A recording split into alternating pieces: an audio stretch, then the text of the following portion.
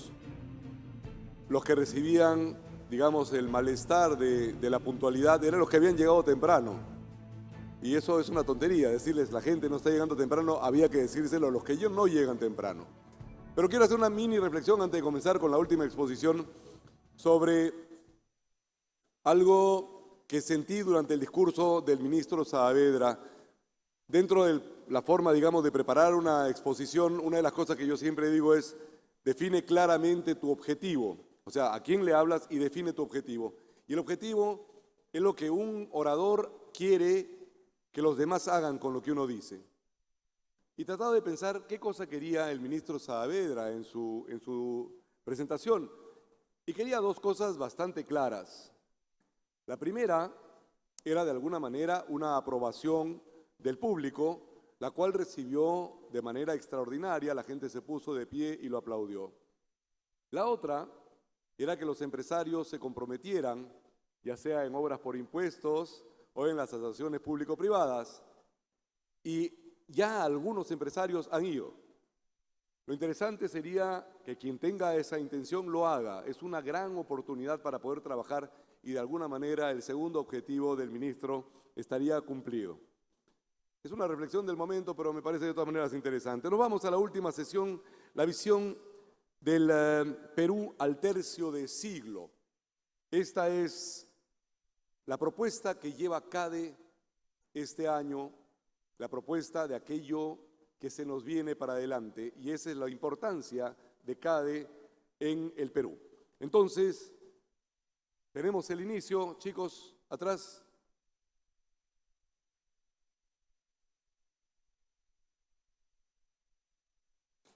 Soltamos.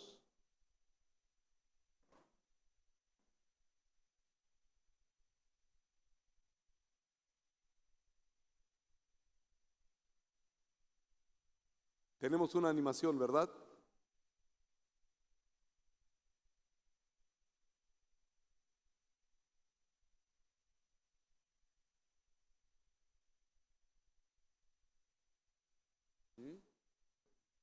Ok, invitamos entonces a Pablo Bustamante, Rolando Arellano, Juan Infante, Manuel Muñoz y Kelly Pérez.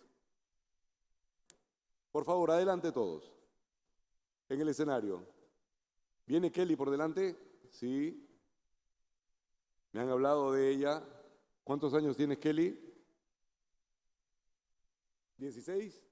16 años, futura presidenta del Perú. Y dejo con ustedes a Pablo Bustamante.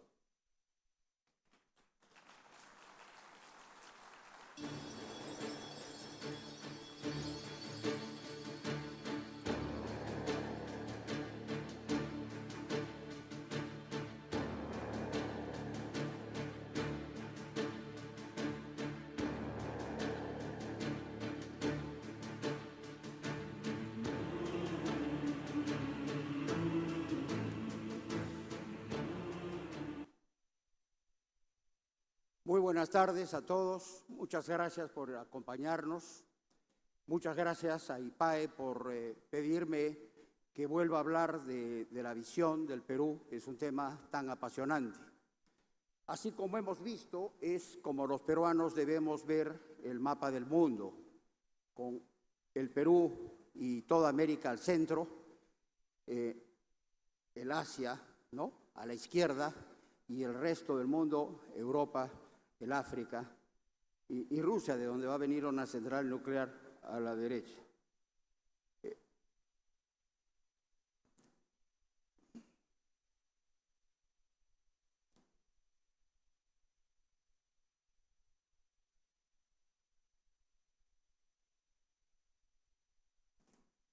Para entrar al tema vamos a presentar primero lo que fue la visión del año 96, en CADE 96, que se hizo en Arequipa. En esta visión se planteó que el Perú sería el país latinoamericano más integrado al mundo en el comercio, la inversión y la tecnología, y que sería una democracia avanzada, socialmente integrada y plural, con educación y empleo de calidad, que habrá derrotado o eliminado la extrema pobreza.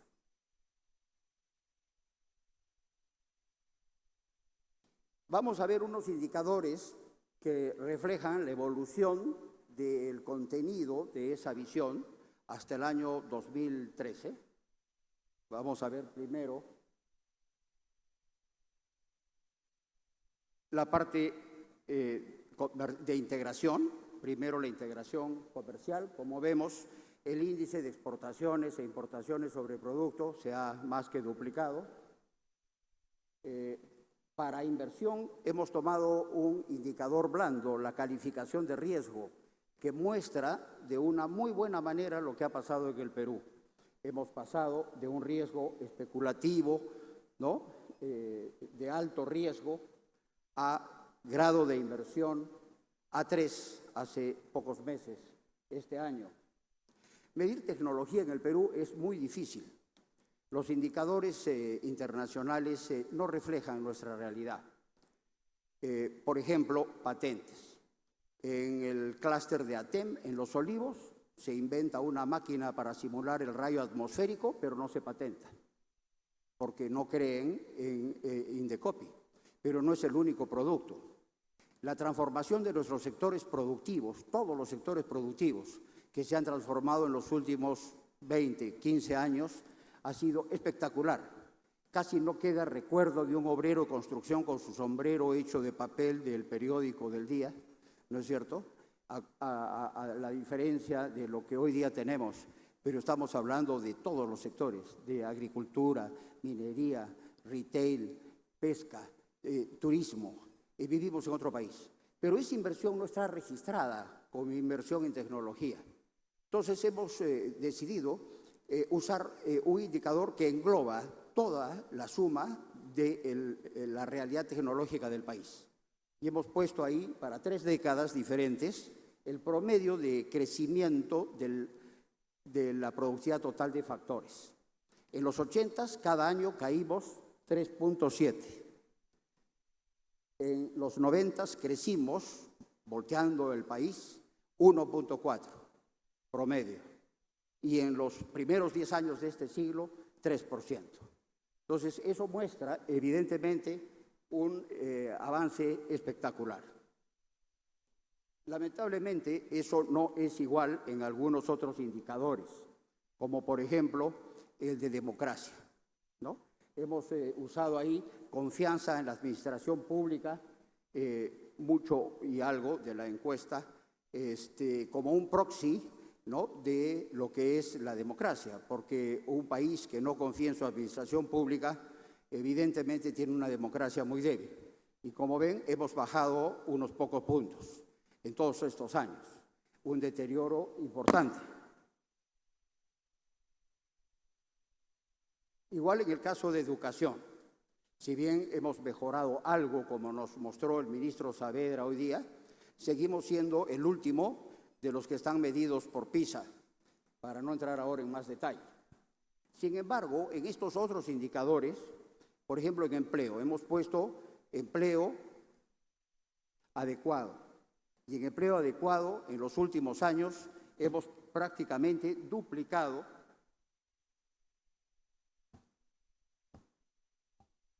la cantidad de peruanos que tienen un empleo adecuado, que es una definición del INEI. Es un dato que no se ilustra mucho, no se discute mucho, pero creo que es muy representativo. Dentro de eso hay formales e informales, por supuesto, pero hay 10 millones de peruanos que tienen un empleo de cierto nivel de calidad. Y en pobreza extrema, que tal vez es el indicador estrella, hemos bajado de casi 19% a 4.7% el 2013.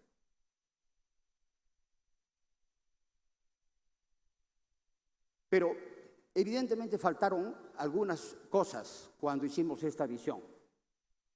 ¿Qué faltó?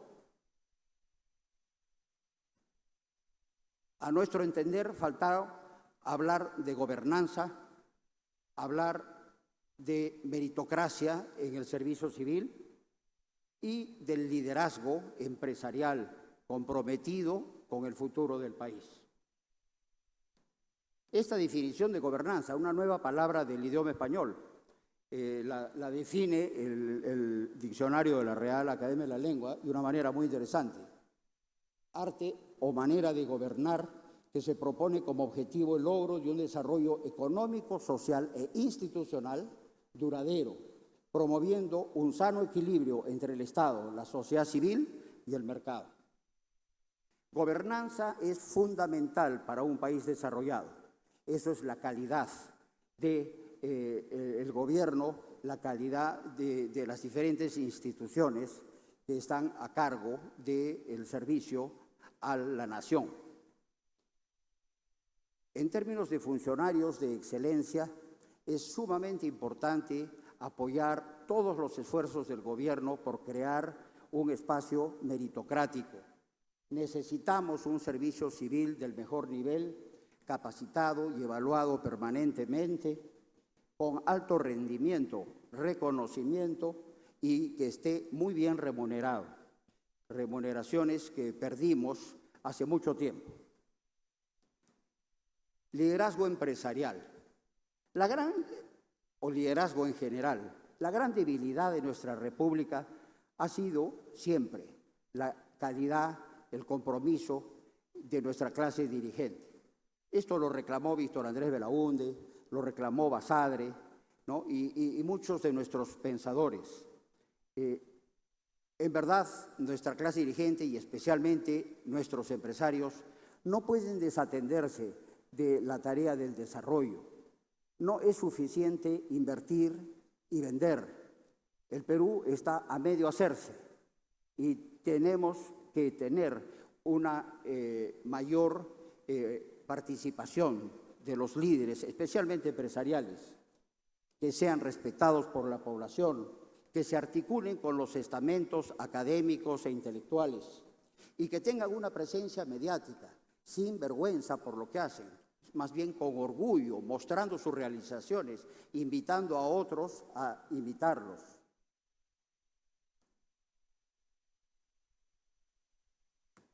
Después de esta revisión vamos a entrar a ver la revisión que hemos hecho en IPAE de la visión del Perú.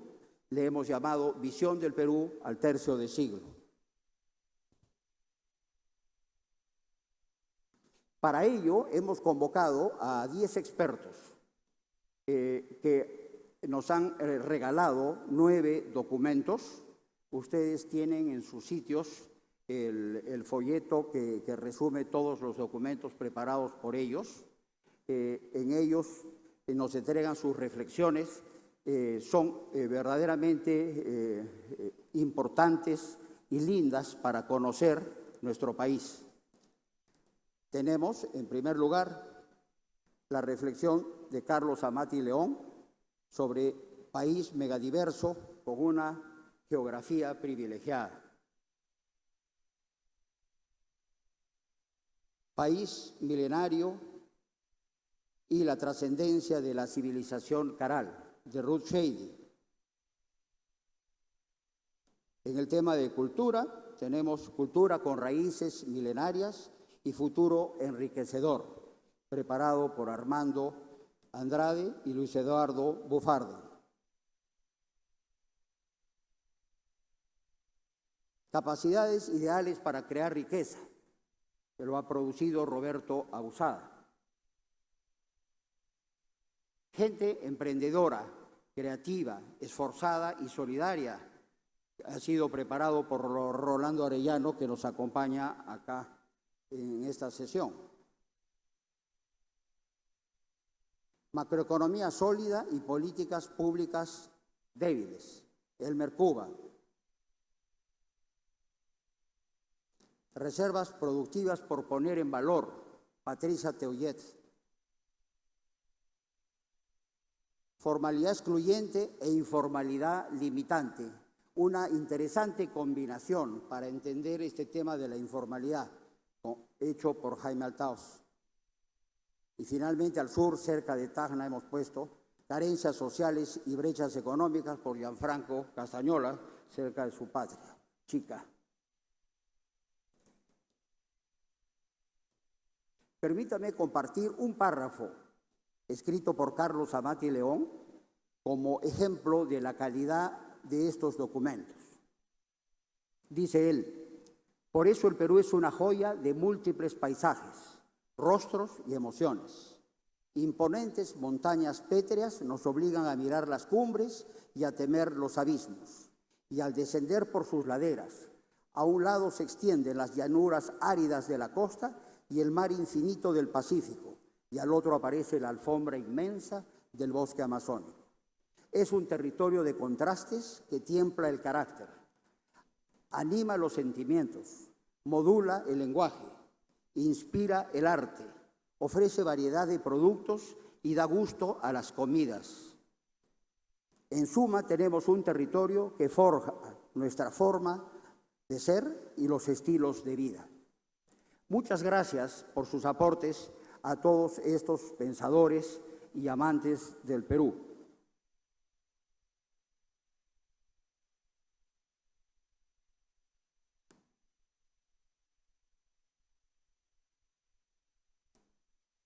Para continuar dándole fondo, sustento a nuestra propuesta de visión, hemos invitado al siguiente bloque a 5 peruanos que han nacido a lo largo de 50 años.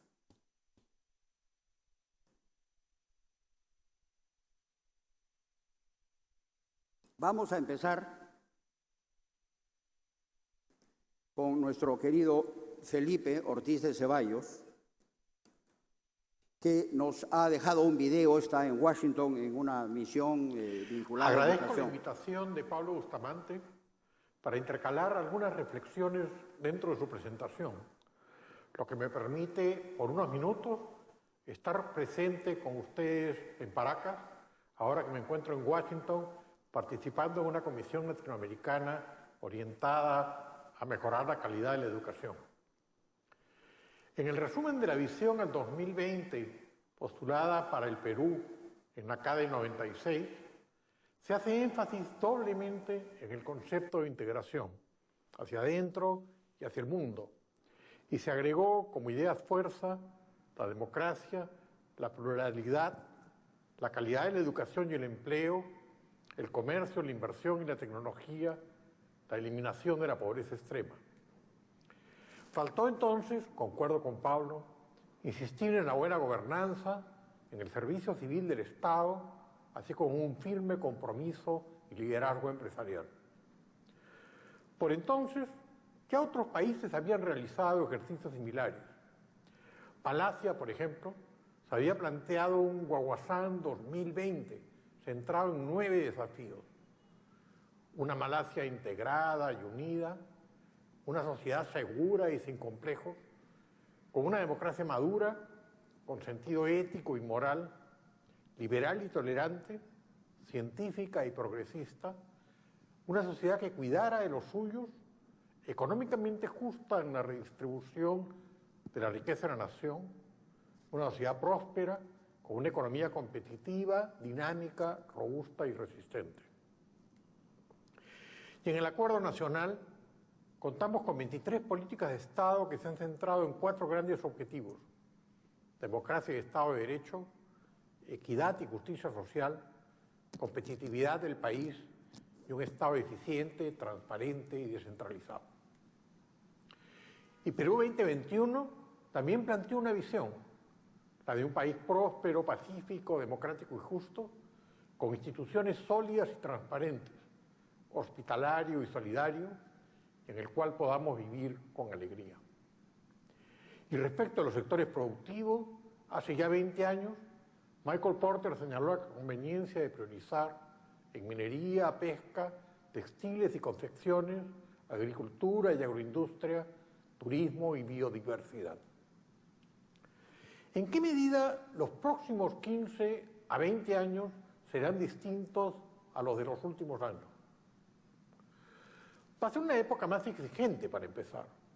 Desde el punto de vista económico, el pasado reciente fue uno bastante favorable para la región en su conjunto, porque navegamos con el viento a nuestro favor en los términos de intercambio. La economía mundial sigue mostrando severos desequilibrios y un comportamiento mediocre. Ello genera incertidumbre y volatilidad. Y cada vez hay más conciencia de otras dos características de nuestra realidad: la complejidad y la ambigüedad de un mundo globalizado e interconectado. El Medio Oriente parecería entrampado en un conflicto hondo sin solución a la vista. Europa, a medida que su población envejece, parecería más dispuesta a concentrarse solo en sus preocupaciones inmediatas sin mirar más allá. En Asia, diversas discrepancias territoriales vienen alimentando nacionalismos preocupantes. De otro lado, la economía de Estados Unidos se viene recuperando. Y en ciencia y tecnología, los avances que vienen anunciándose y logrando son impresionantes. Estamos al borde de una gran transformación cuya expresión será la de máquinas inteligentes que podrán conversar entre sí, sin la participación del hombre. Cerraduras de puertas que se abrirán automáticamente con la proximidad de determinados celulares, sillas que nos harán masajes cuando estamos cansados, camiones que transitarán por caminos sin conductores, pastillas que le permitirán a los médicos un monitoreo constante de sus pacientes, robots que realizarán tareas que antes considerábamos limitadas a profesionales especializados. ¿Qué renovada visión deberíamos tener los peruanos ante estos desafíos? En una entrevista reciente, ante la pregunta de una característica especialmente representativa del peruano, respondí que éramos buenos improvisadores, que teníamos una curiosa habilidad para adaptarnos bien al cambio. Y ese sexto sentido puede ser muy útil en los años futuros, siempre y cuando logremos superar la trampa en la que estamos en nuestro sistema institucional y político. Debemos ser conscientes de que si en el plano económico y productivo hemos mejorado significativamente durante estos últimos años, nuestros sistemas institucional y político han resultado más frágiles e ineficaces de lo que fueron en el pasado. Algo hay que hacer para ello y pronto. Quería concluir con las frases finales de la historia de Basadre. A pesar de todos los esfuerzos, nos queda una inmensa tarea por hacer. A pesar de todas las realizaciones, el Perú sigue siendo una bella promesa aún no cumplida. Gracias, Felipe. Muchas gracias, Felipe, desde acá hasta Washington. Ahora le voy a pedir a Rolando Arellano, el gran rector del Nuevo Perú, que comparta sus ideas sobre los peruanos del siglo XXI y que nos dé unos apuntes para nuestra visión. Rolando, 10 minutos. Muchas gracias. Gracias, Pablo, gracias, Cade, por la invitación. Me pidieron hablar del Perú en la primera parte del siglo y bueno, resulta que se cumplen casi 50 años de diferencia de lo que George Orwell escribió en su novela 1984, pero lo que yo voy a presentarles una visión sin duda nada apocalíptica o muy distinta de lo que George Orwell hubiera pensado para el Perú. Yo quiero decirles que soy optimista, soy muy optimista y no puedo dejar de ser optimista porque yo he vivido un milagro.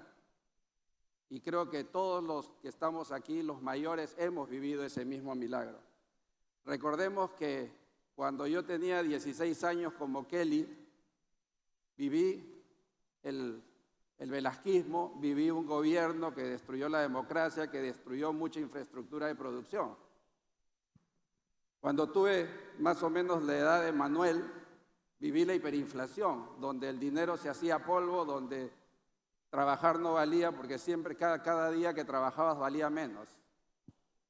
Cuando tuve más o menos la edad de Juan Infante, viví el periodo de corrupción más grande que por lo menos yo había conocido, un periodo donde no se podía creer en nadie, donde cuando a un peruano le preguntaban en quién confiaba, se iba a Miguel Grau, 120 años atrás, porque no encontraba a nadie en esas épocas. Y todo eso matizado por las bombas y los apagones de Sendero Luminoso y de las guerrillas.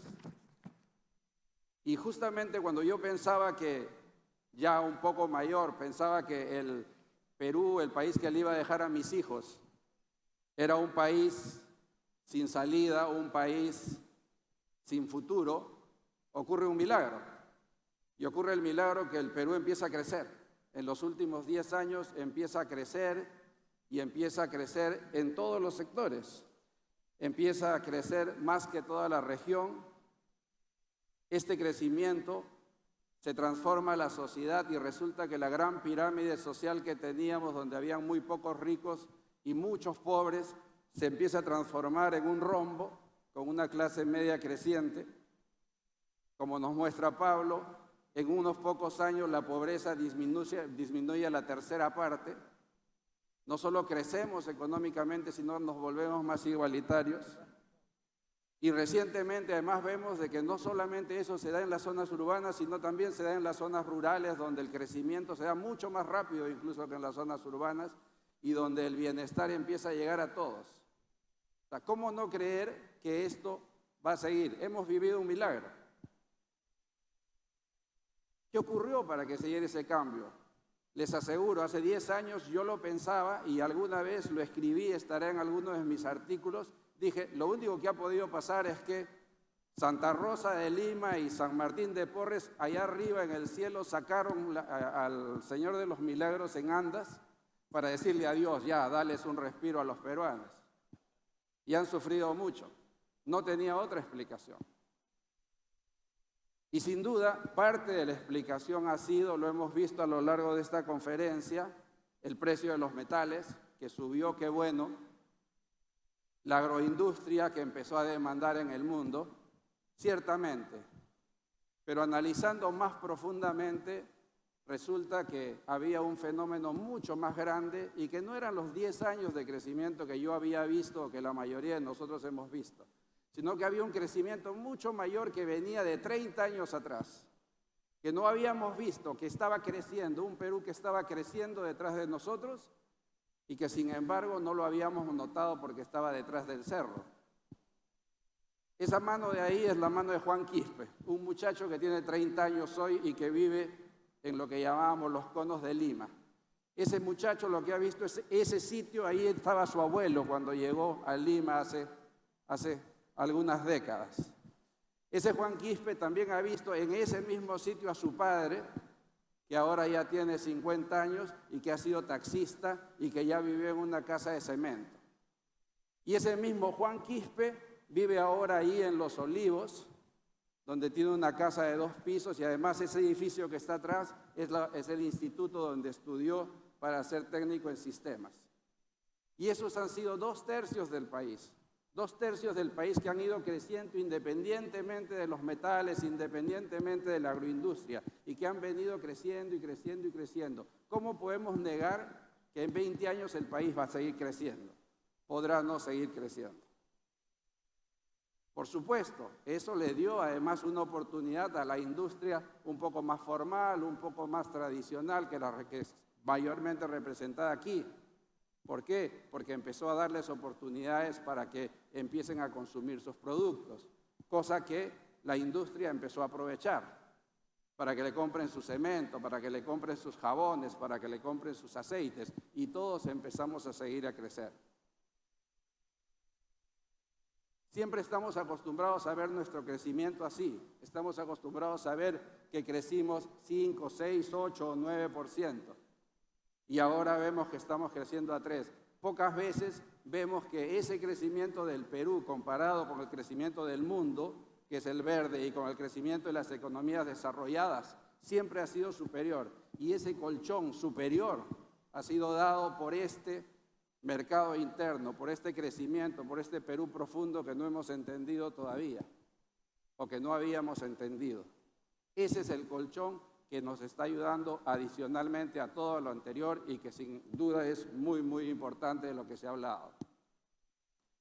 Sin embargo, antes de plantear mi visión del Perú para los próximos 20 años, habría que analizar qué frena este desarrollo, qué nos está frenando, entre otras cosas que ya se han dicho. Creo que una de las cosas que más frena es esta idea, este maltratarnos entre nosotros mismos. Por ejemplo, la frase de que el Perú es un mendigo sentado en un banco de oro. o el peruano es el peor enemigo del peruano, o lo que veíamos esta mañana cuando nos decían que el traje típico del moqueguano era el pijama, cuando nos han demostrado que no era así. Realmente olvidamos que el Perú está entre los primeros puestos en el emprendimiento mundial, que el porcentaje de emprendimiento según los datos internacionales de los peruanos es 0.6 y el de un norteamericano o de un japonés es 0.3.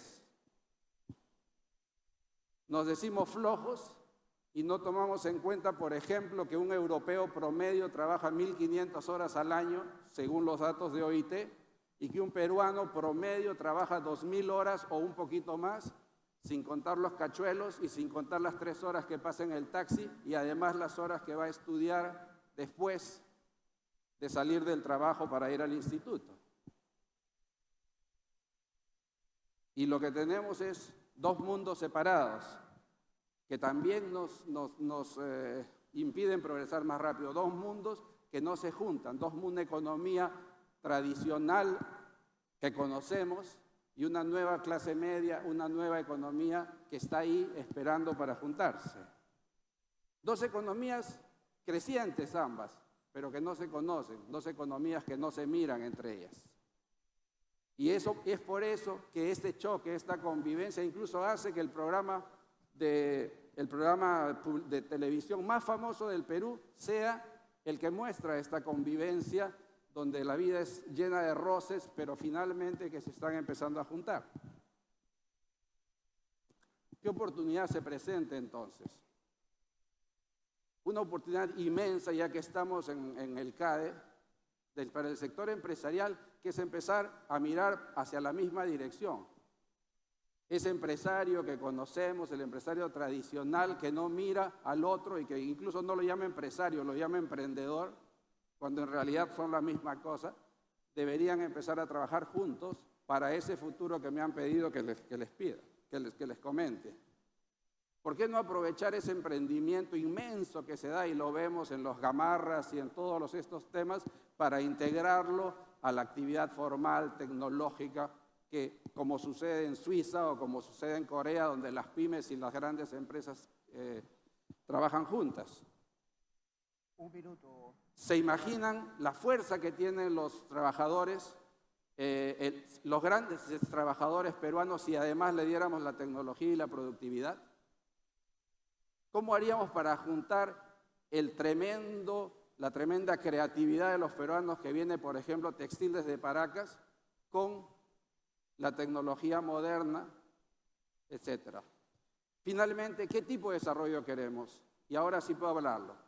Muy simple, no un desarrollo, tenemos que escoger un desarrollo diferente. No el desarrollo de los países desarrollados simplemente actuales, un desarrollo sin pobreza, con buena educación, un desarrollo con una gran clase media que además sirva de elemento de movimiento para la industria, un desarrollo donde el consumo sea un consumo saludable, donde no haya sobreconsumo, donde el consumo dé satisfacción y no solamente un crecimiento per se, un desarrollo donde la gente tenga bienestar en ese consumo y no el bienestar o el malestar del sobreconsumo, un país desarrollado que proteja su naturaleza, que es una de las cosas más grandes que tiene el Perú, donde, por ejemplo, y es absolutamente posible, nuestra minería pueda interactuar adecuadamente con el medio ambiente.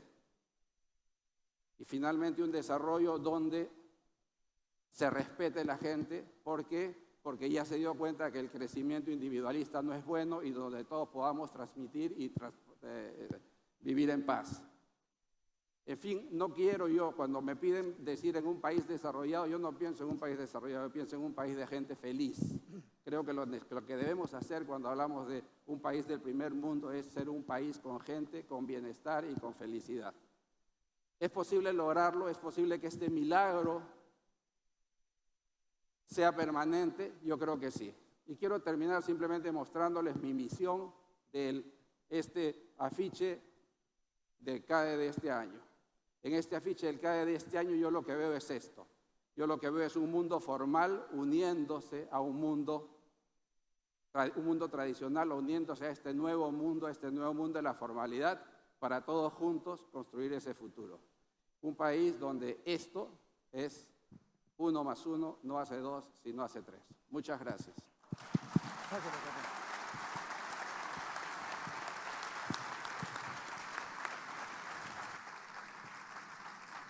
Muchas gracias, Rolando. Como siempre, información que nos abre las puertas a entender mejor nuestro país. Muchas gracias. Ahora voy a invitar a Juan Infante, que a diferencia de Rolando, que lee y mide el Perú emergente, él lo vivió. Él fue parte del Perú emergente. Juan, 7 minutos. Gracias, Pablo. Muchas gracias por la invitación. Muy buenas tardes. Me encanta esto de hagamos del Perú un país del primer mundo. Según las encuestas que ustedes llenaron, no tenemos el presidente que queremos. Y quizás no tengamos el presidente que necesitamos del 2016 al 2021. Tenemos algunos buenos ministros que hoy día han aplaudido ustedes a rabiar. Y creo yo que tenemos algunos ministeriables acá y habrá que promoverlos. ¿Esto es el primer mundo o no? Y voy a poner una foto de ustedes porque yo creo que ustedes están en el primer mundo. Nosotros estamos en el primer mundo. Esto es Comas. Comas no está en el primer mundo. La pregunta que yo tengo es, ¿por qué Comas no está pintado? Y creo que la respuesta la tenemos acá. ¿Hay algún gerente de marketing de pinturas?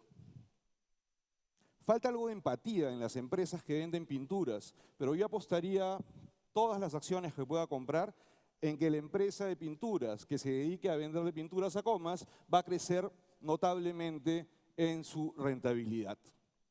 Igual que pinturas, tenemos cemento, mejoramiento de baños e infraestructura interna. Asimismo, hay un montón por hacer en el campo de la infraestructura vial y urbana de Comas. Esto es San Cosme, la parada, foto de Evelyn Merino Reina.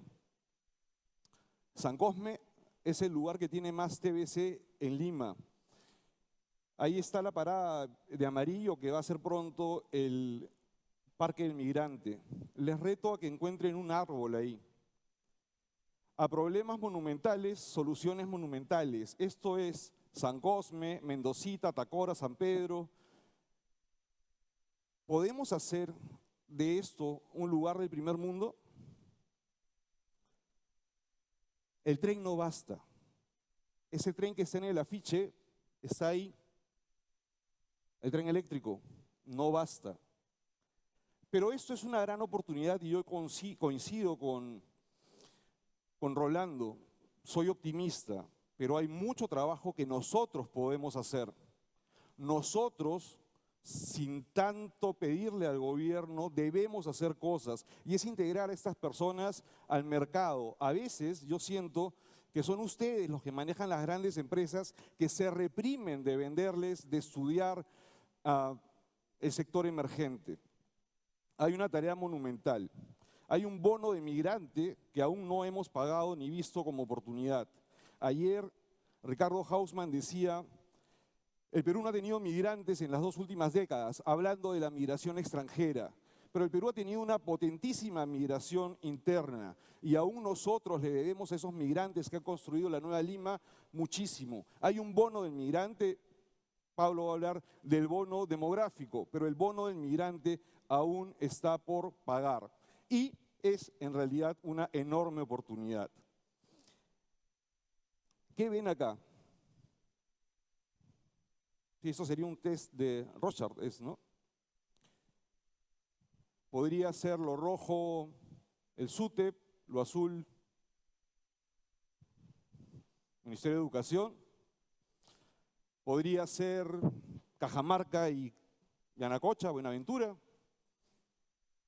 Podrían ser ustedes y nosotros. 90% de las empresas peruanas son informales. 68% decía ayer Ricardo Hausmann es empleo informal. Las empresas formales aportan el 81% del PBI. ¿Vaso medio lleno o medio vacío? ¿Cómo les gusta a ustedes? ¿Medio lleno o medio vacío? Yo siempre pregunto esto porque a mí, me encanta el vaso medio vacío, porque lo puedo ir a llenar. Pero cada vez que pregunto, a la mayoría de gente le han enseñado que es mejor ver el vaso medio lleno, porque eso es optimismo. Yo prefiero el medio vacío porque me hace chambear y es, creo, la oportunidad que tenemos. Yo creo que estamos ya en equilibrio estratégico entre el mundo formal y el mundo informal. Y hay una oportunidad. El 32% del empleo en el Perú es formal y son sus trabajadores. Si yo fuese ustedes, tomaría a mis trabajadores como los faros de la formalización, porque mis trabajadores están en todos lados. Están en todos los barrios de Lima y están en todo el Perú. ¿Cuándo podríamos ver todo el Perú formal? ¿En el año 2020 o en el año 2032? Lideren a su gente. Lideren a su gente, eduquen a sus huestes. Pero es su gente, es nuestra gente, la que está ahí para llevar la formalidad a sus vecinos. Pero si ustedes no las lideran, va a ser imposible. En ese mapa más rojo y azul está también el Estado, el SUTEP, los profesores, la policía, los médicos. Y ahí también hay una cuestión de liderazgo que no estamos tomando en cuenta. Nuestra gente, la que pertenece al mundo formal, la que por lo menos tiene el salario formal, es la gran esperanza del país. La pregunta que habría que hacer es: ¿cuál es el primer mundo para mi trabajador? Cómprense las ambiciones de sus trabajadores, pero en las condiciones actuales, la aspiración de sus trabajadores al primer mundo los condena a la miseria. Casa propia, yo he hecho muchas encuestas y hoy día nuestros trabajadores, sus trabajadores, están construyendo los segundos o terceros pisos de sus casas a tasas que pueden llegar al 10% mensual, 10% mensual. Eduquen con calidad.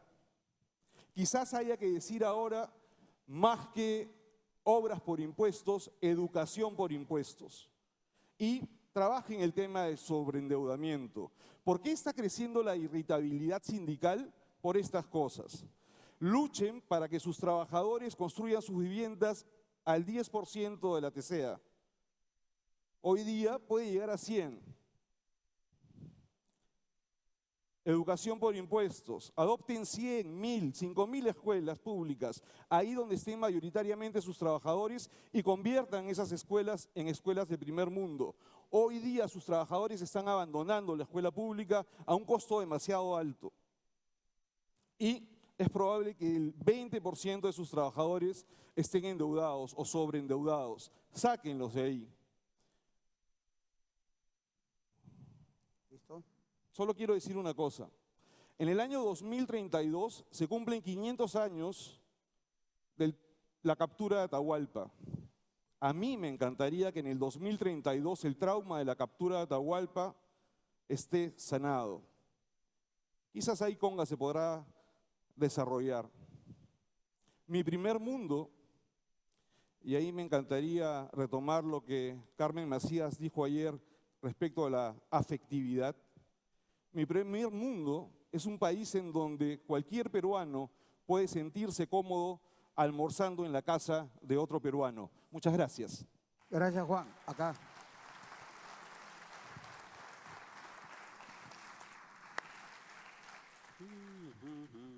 Gracias, Juan. Ahora queremos escuchar las palabras de un universitario. Manuel Muñoz está terminando su carrera de economista en la UPC. 7 minutos, Manuel.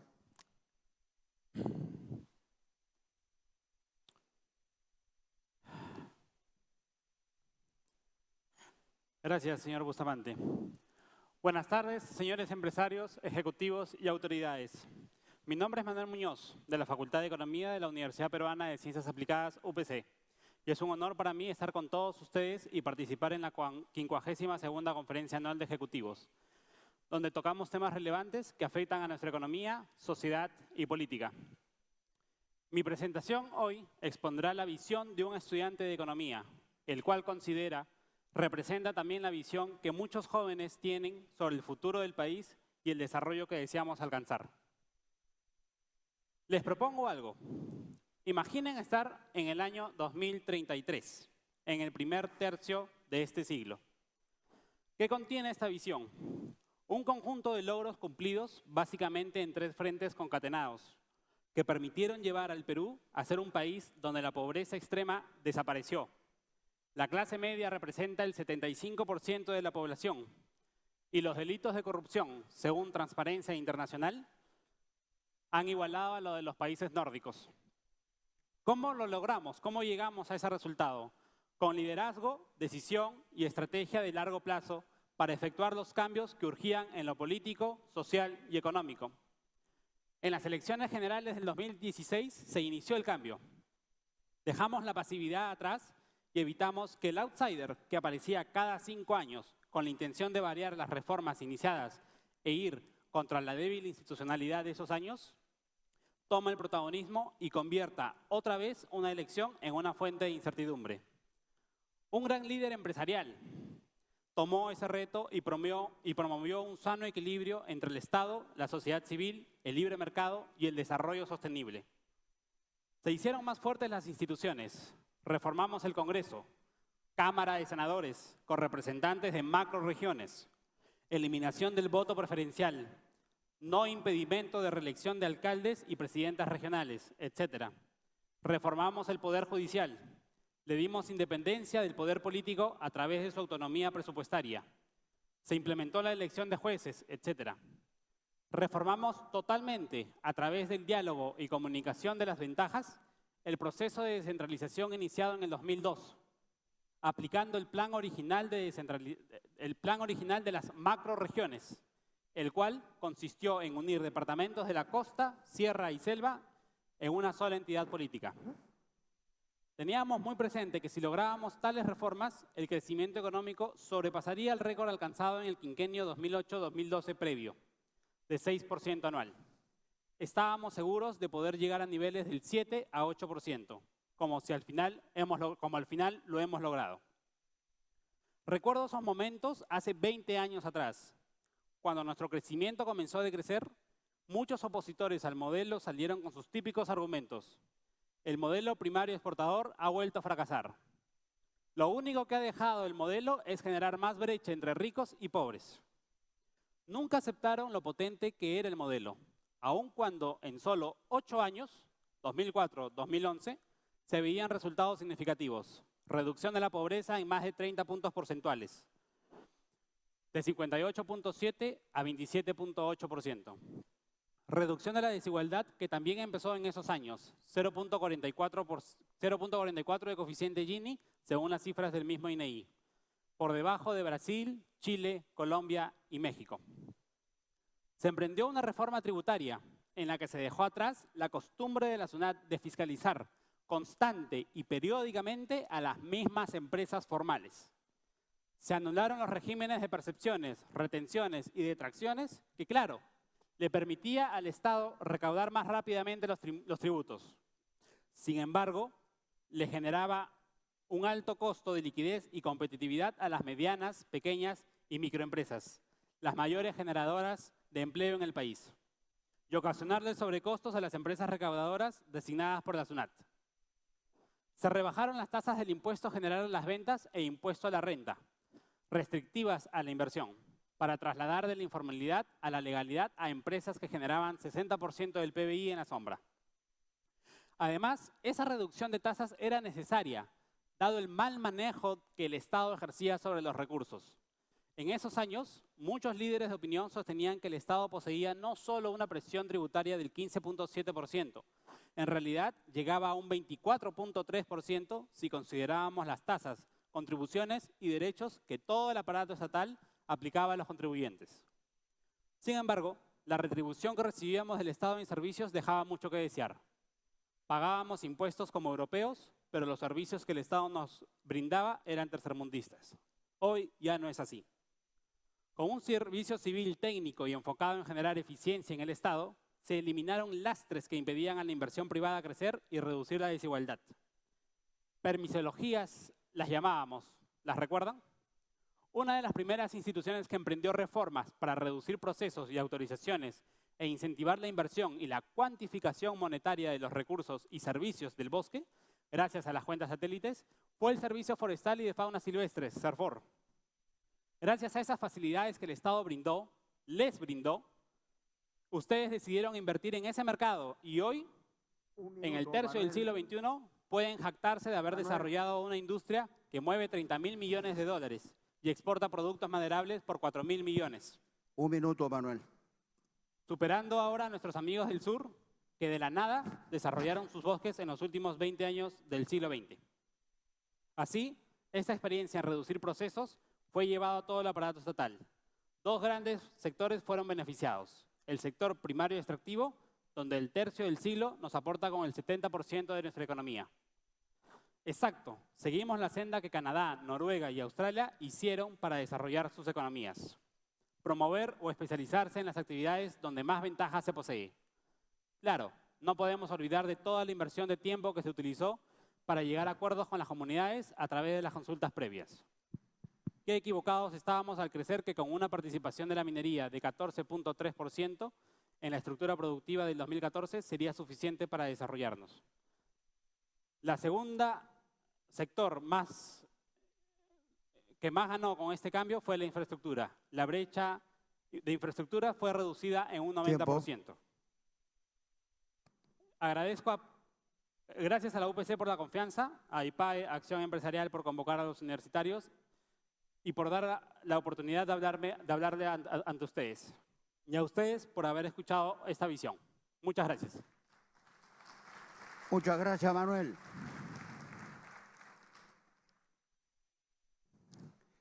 Ahora vamos a invitar a una joya que está con nosotros, una linda joven ayacuchana que está terminando la secundaria en el Colegio Mayor de Lima.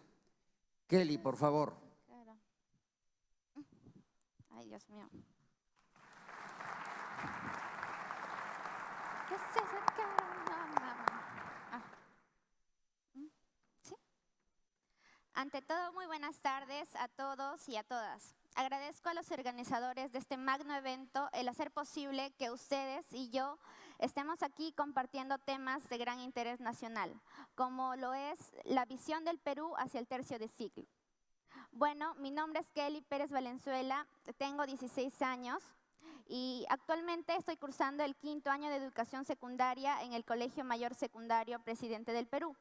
Y es un honor para mí representar a mis compañeros del colegio y al gran grupo de jóvenes, niños y adolescentes peruanos de distintas partes de nuestro Perú.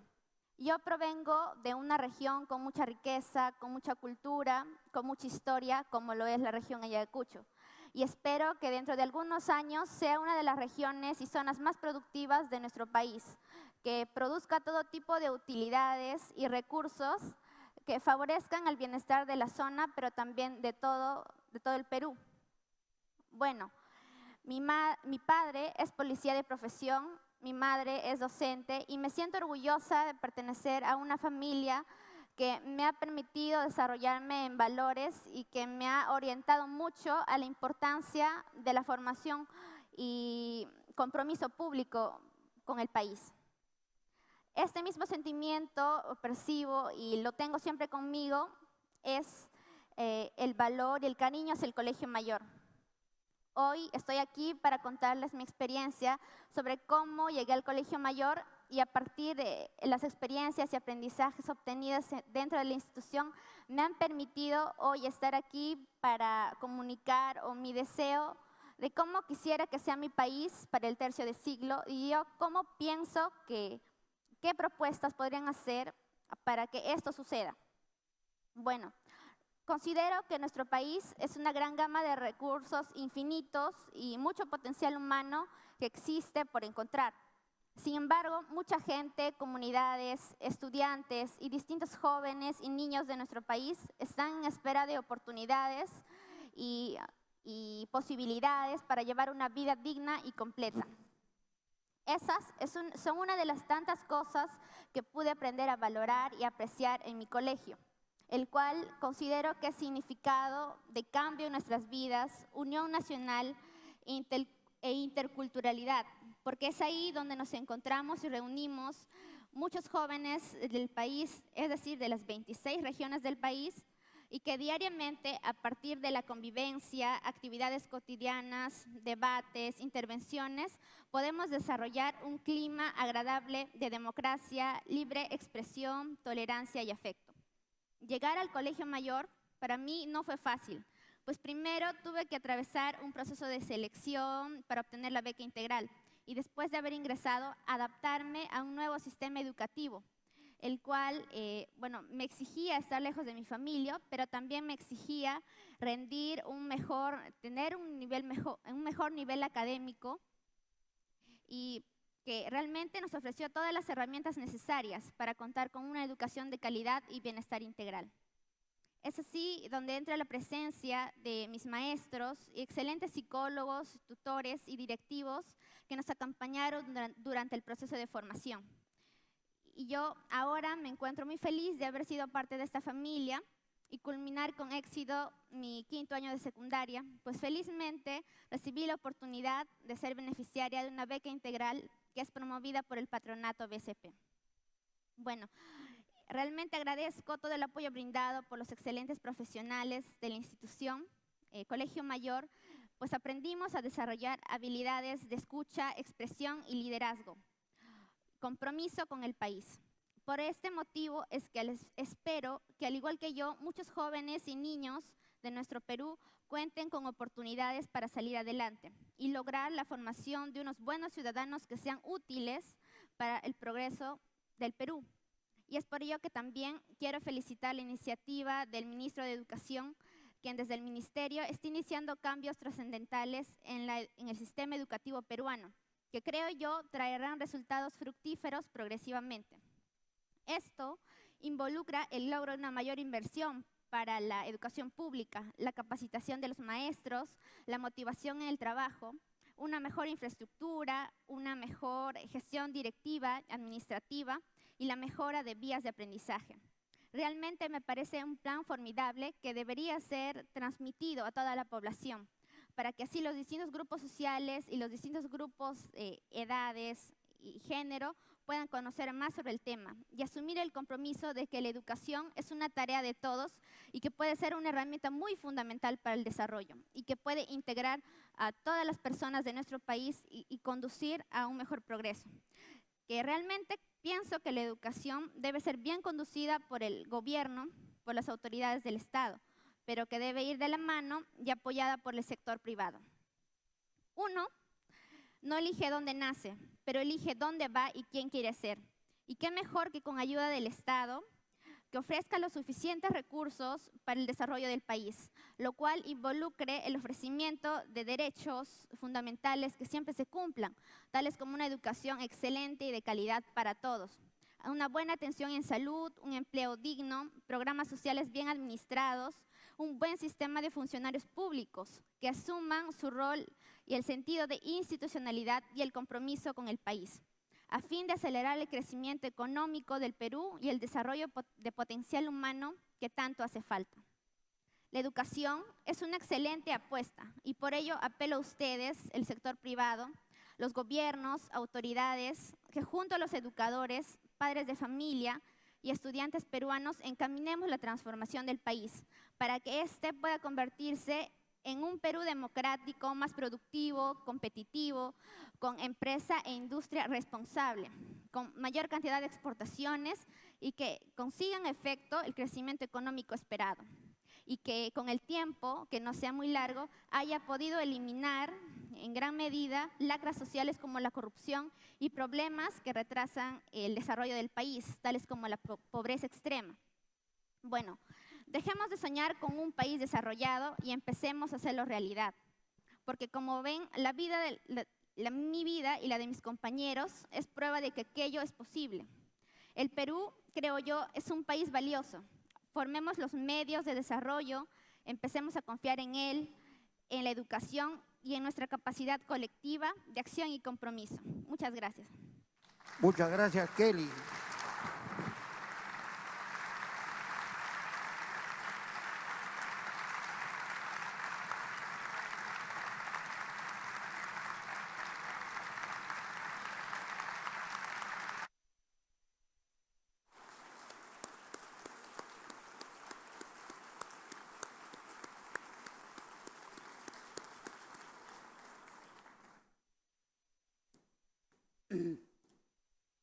El 24 se cumplen 200 años de la libertad de América. Hay 3 gobiernos en el camino. Ojalá el 24 podamos invitar a todos los países de América a celebrar nuestra libertad continental en Ayacucho con pobreza cero.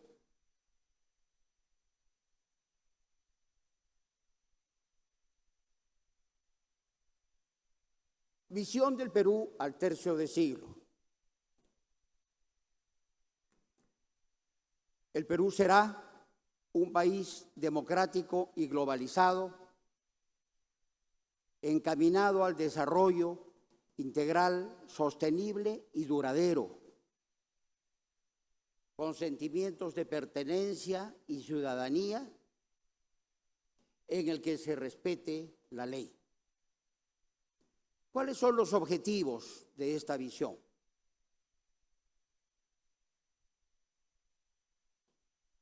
Mantener lo que dijimos en el año 96, ser el país latinoamericano más integrado al mundo en el comercio, la inversión y la tecnología, ser una democracia avanzada, integrada y plural, tener educación y empleo de calidad y, por supuesto, superar la extrema pobreza. Para ello, hemos planteado 7 líneas de acción. Esas líneas de acción nos deben impulsar a todos nosotros a actuar en la dirección de los objetivos planteados, de esa visión que debiéramos compartir. El primer elemento es alcanzar un nivel educativo de excelencia con capacitación permanente. Lograr una competitividad al nivel de los mejores países emergentes. Nuestro benchmark no puede seguir siendo los vecinos, los países latinoamericanos.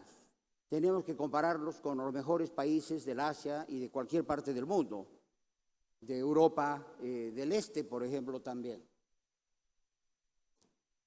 Promover un liderazgo empresarial comprometido, ya hemos hablado de ese tema, que es crucial para que nuestro país pueda enfocarse en llevar hacia los resultados las ideas que se plantean en este tipo de reuniones, que tenemos que lograr seguir, terquear, convocar gente.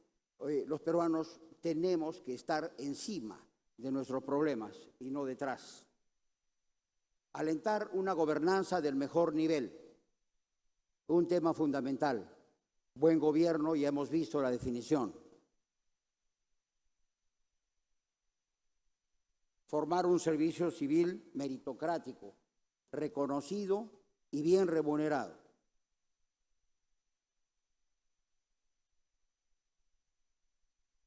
Fomentar un sentimiento de pertenencia y ciudadanía. Y finalmente, tener una clase media consolidada y formal que abarque al 70% de la población, con ingresos que vayan entre 8 y 40 dólares por persona por día.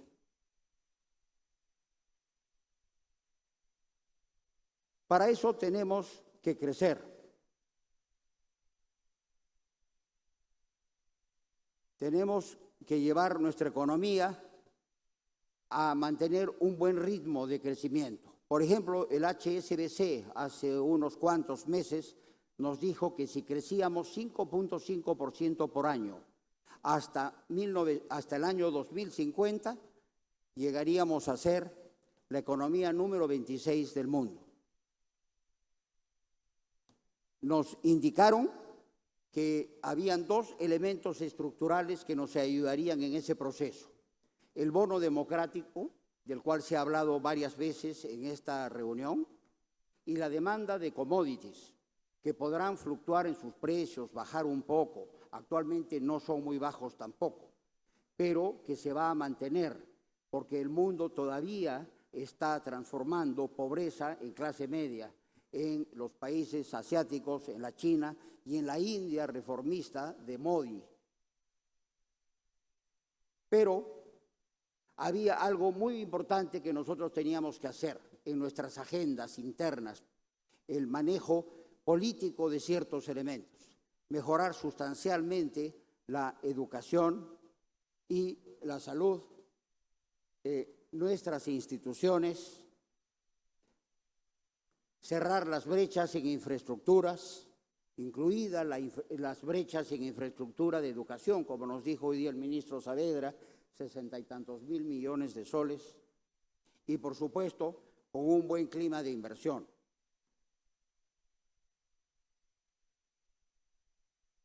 ¿Por qué con un buen clima de inversión? Porque necesitamos convocar la inversión privada para lograr crecer un 7 a 8%. Fue la misma cifra que planteamos el año 96 y que la logramos muchos años en el Perú. Fue un sueño en su momento, ahora ha sido una realidad. ¿Por qué decimos eso? Porque del cuero pues salen las correas. La inversión privada es el motor de nuestra economía, produce el crecimiento. De alguna manera se puede decir que las medidas del Perú son 90, 90, 90, porque el sector privado genera el 90% del empleo, prácticamente el 90% de la inversión y el 90% de los recursos fiscales. El crecimiento alto produce el empleo que necesitamos y los recursos fiscales para una acción efectiva del Estado, que es fundamental. ¿Cómo es que podemos lograr esto? Necesitamos fijar una estrategia de desarrollo. Esa estrategia tiene que ser integral, tiene que ser sostenible y duradera. El desarrollo duradero se refiere a que no podemos seguir la política del péndulo, sin predictibilidad, sin saber qué va a pasar con el próximo gobierno, y todos debemos tratar de orientarnos cada vez más hacia el largo plazo. En el desarrollo integral tenemos lo económico, lo social y lo institucional. En lo económico,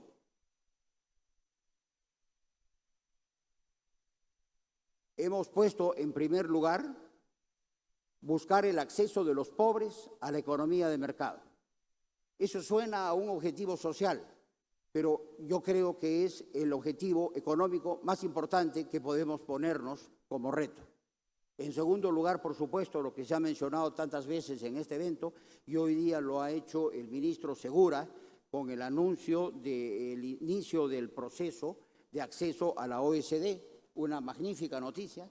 Tenemos que tener una orientación global, promover la inversión privada, desarrollar infraestructuras internas, promover la innovación y la competitividad y, por supuesto, desregular la burocracia.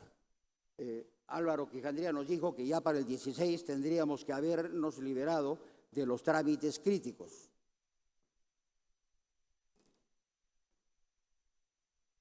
En el desarrollo social, lo fundamental es una revolución educativa, un salto cuántico, un Big Bang, como nos ha dicho esta mañana Pitcher, o un shock educativo, como nos dijo hace más de 15 años acá en el Perú, invitado por IPAE, Juan Luis Londoño de Colombia, que en paz descanse, el primero que habló de un shock educativo, más de 15 años atrás. Ese tema es fundamental. Igual necesitamos, por supuesto, promover la capacitación en forma permanente, porque así va a ser el mundo del futuro, pero también para recuperar la mala educación que traemos todavía en la base. Necesitamos agua y salud al alcance de todos los peruanos, cero desnutrición infantil, programas sociales esencialmente productivos. Lance Pritchett nos ha dicho en la mañana que si mejoramos en la prueba PISA de matemáticas 4.4 puntos por año, necesitaríamos 30 años para llegar al nivel actual de Vietnam. Nos ha dicho también que el proceso debe ser descentralizado en educación. Por lo tanto, la burocracia no puede estar centrada en Lima y tampoco el sindicato, el SUTEP. Tendríamos entonces que pensar en empoderar a los padres de familia que están cerca de sus hijos, que tienen que saber cuidar con los mecanismos que podamos desarrollar una mejor educación para sus hijos. Pero lo fundamental es que el gradualismo no nos va a llevar a ninguna parte. Tenemos un sindicato que en su estatuto todavía está comprometido con la lucha de clases. Y creo que los peruanos, tarde o temprano, vamos a tener que romper ese yugo, porque de lo contrario, nuestros hijos no van a poder ser ciudadanos del mundo que se nos viene. Viene una revolución tecnológica brutal en todos los campos de la vida de los seres humanos y nosotros no podemos seguir formando niños que salgan a trabajar como si no tuvieran piernas y manos.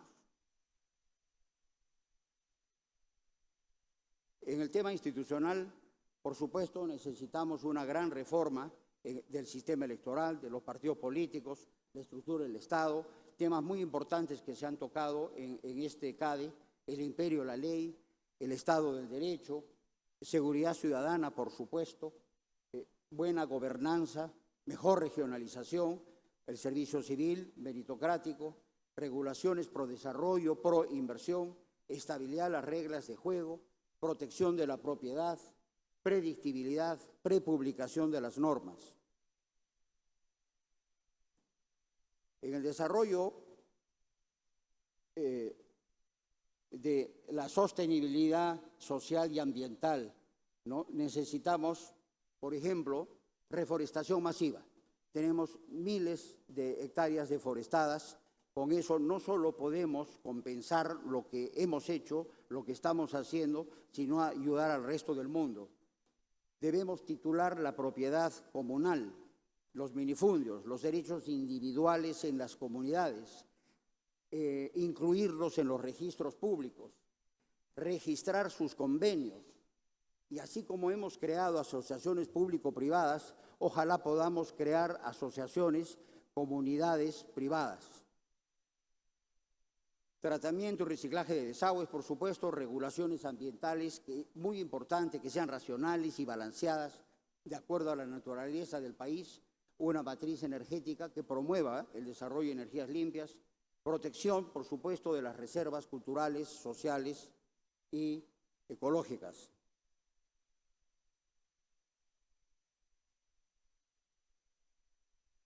Para hacer una nación exitosa, necesitamos ver cómo podemos coordinar estos elementos. En el corazón de la estructura de nuestra acción deberíamos poner el liderazgo, la calidad de la clase dirigente, el compromiso de esa clase dirigente, el sentimiento de ciudadanía, la decisión de los ciudadanos de querer vivir la aventura del desarrollo juntos. Desde esa base, desde ese corazón, creo que tenemos tres agendas que enfrentar y desarrollar. Una primera que está referida a la buena gobernanza y al servicio civil meritocrático. Una agenda social que está referida a la educación, la salud, las instituciones y las infraestructuras. Y una agenda productiva. Tenemos que poner en valor nuestras riquezas, en agricultura, en minería, acuicultura, energía, forestería, turismo, biodiversidad. Debemos tener en cuenta algo muy importante.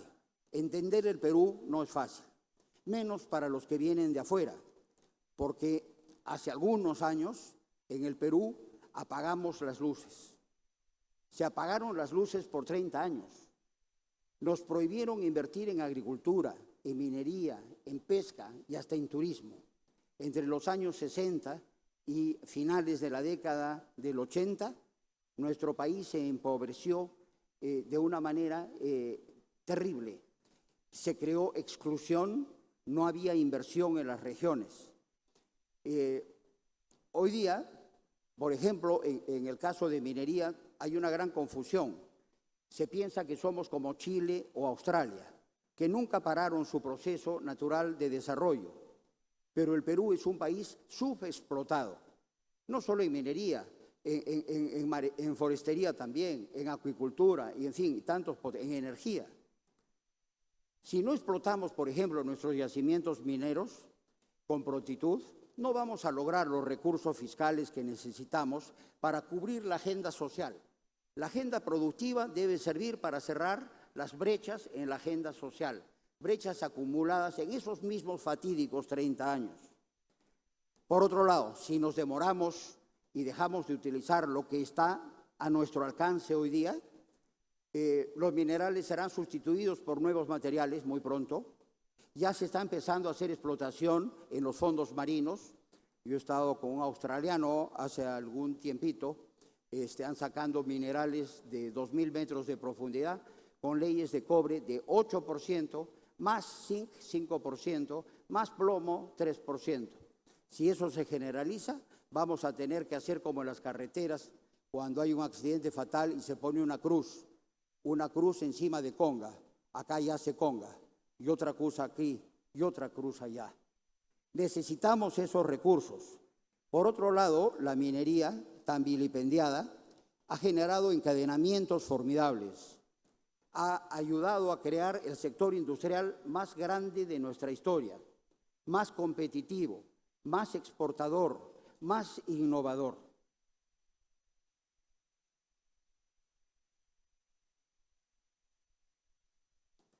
El Perú está a medio camino del desarrollo y el bienestar general, recuperándonos de un apagón de 30 años, superando todavía los efectos de una de las inflaciones más altas y largas de la historia humana, que destruyó los ingresos de nuestros servidores públicos, maestros, enfermeras y policías, a los que condenamos a la mediocridad. Todavía no hemos recuperado sus condiciones de vida. Cuidado con que retrasemos la creación de productos, de riqueza, con no recuperar el crecimiento económico pronto. El Perú, como dije, está en construcción. Y si tu país o tu casa está en construcción, todos tenemos que poner ladrillos. El éxito depende de todos nosotros. Ojalá tengamos buen puerto en este reto que nos estamos poniendo por delante y que en el mundo se vuelva a decir, vale un Perú. Muchísimas gracias.